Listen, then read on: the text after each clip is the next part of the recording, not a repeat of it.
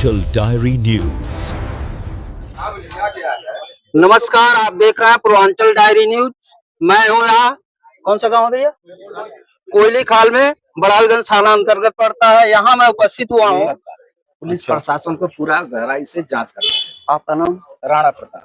आप इसे घटना घटी है जी जी सर। घटना घटी कि एक व्यक्ति के ऊपर रमेश प्रसाद के परिवार के लोगों ने गोली चला दी। हाँ जी सर। उसका वीडियो में सीओ साहब कहते हैं कि घटना गलत है, मारपीट हुआ है, गोली नहीं चली। ये चर्चा का विषय है। क्या है मामला? मामला सर ये है, गोली चली नहीं है। अगर गोली चलता तो आसपास का विवाद हुआ है, लेकिन छोटा विवाद हुआ है कि न गोली चली है न तो जानलेवा हमला हुआ है। ये छोटा मोटा हाथापाई हुआ है। ये सरासर गलत है, सरासर गलत आरोप लगाया जा रहा है। आरोप लगाया जा रहा है, मामला भासुआ का है। जी सर। और ये जो अभी रमेश निषाद जी कहीं और पे रहते हैं, हाँ, उनके ऊपर भी आरोप है। क्या कहेंगे? ये सर गलत है। कैसे गलत? गलत इसलिए रमेश निषाद वहाँ था ही नहीं, गोली चली ही नहीं। कैसे आप जानते हैं रमेश निषाद जी? बताया गया, हम सुने, बताया, हल्ला हो जाता ना गाँव बाजू बुजू में, हर गाँव में ऐसा हो गया कि लफड़ा हुआ है, फेसबुक भी डाला है।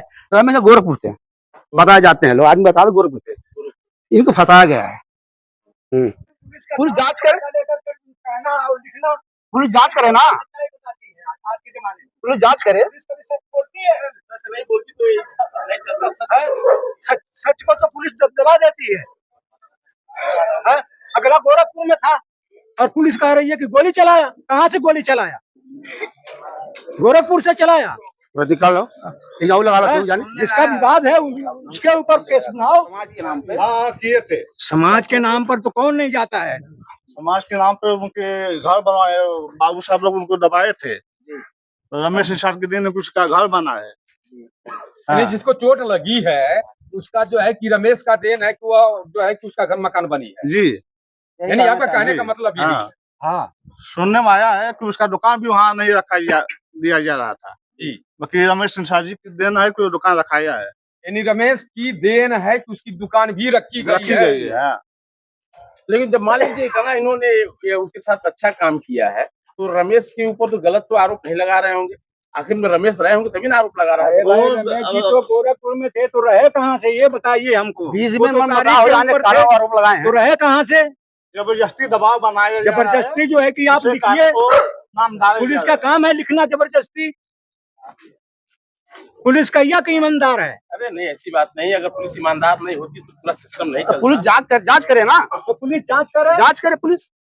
गोली चली नहीं चली, पुलिस जांच करके अगर उनका नाम आएगा तो उसको आप स्वीकार करेंगे? बिल्कुल सब करेंगे। क्यों नहीं करेंगे? करेंगे ना सही जांच। लेकिन तो है नहीं, कहाँ से गोली चली ही नहीं है, गोली चली नहीं है। प्रशासन का विषय है, अगर वो दोषी है तो उनको सजा दिया जाए। जब यहाँ पर सभी लोग बोल रहे हैं कि वो उस समय दीवानी कचहरी गोरखपुर थे, अगर वो दोषी है तो उनको सजा दिया जाए। वैसे भी वैसे व्यक्तित्व के इंसान ही नहीं है।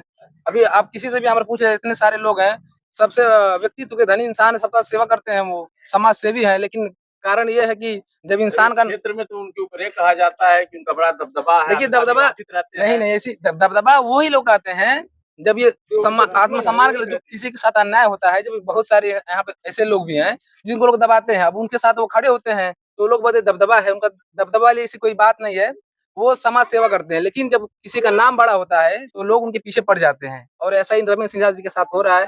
समाज सेवी आज उनका थोड़ा नाम बड़ा हो रहा है तो लोग भयभीत है उनसे कि इसका नाम बड़ा हो जाएगा तो कहीं भाई बहुत सारी बातें जो मैं नहीं बोल सकता हूँ। आदमी अगर नाराज नहीं होते तो फिर क्यों मुकदमा फंसा जाए? बताइए, जब वो सभी लोग बता रहे हैं यहाँ पर कि दीवानी कचहरी में उस दिन होते हैं तो फिर उनका नाम कैसे आ गया? अभी हम लोग भी एफआईआर देखे, उनका भी नाम 5वां नंबर पे है, तो जब वो थे ही नहीं तो उनका नाम कैसे आ गया? हो सकता मार झगड़ा होता रहता है, हुआ है मार झगड़ा।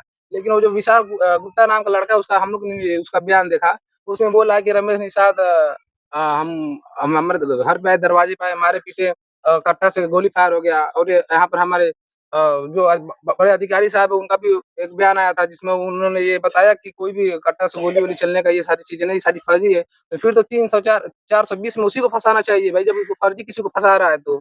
आज यही तो मतलब ये हमारे क्षेत्र में जो ना यही चीजें हो रहा है। अगर कोई लड़का नहीं है, किसी भी तरह उसको फंसा दिया जाए, तो फंसाने का काम किया जा रहा है रमेश निषाद को। किसी भी तरह से रमेश निषाद को आगे न बढ़ना दिया जाए, और इनका जो प्रभाव बढ़ रहा है क्षेत्र में उसको किसी भी तरह से कम करना है। कुल मिला जुला के मतलब यही चीजें हैं।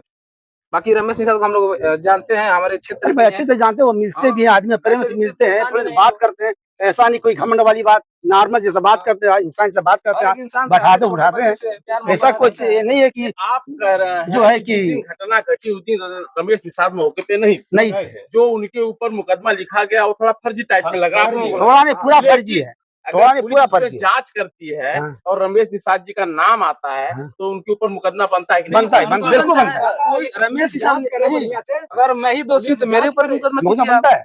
अगर मैं दोषी हूँ तो मुझे मुकदमा कीजिए, लेकिन अगर मैं दोषी ही नहीं हूँ, फिर अगर फर्जी तरीके से आप मेरे पर मुकदमा कर रहे हैं तो फिर ये गलत है। अगर रमेश निषाद दोषी तो उनके ऊपर कार्रवाई की जाए।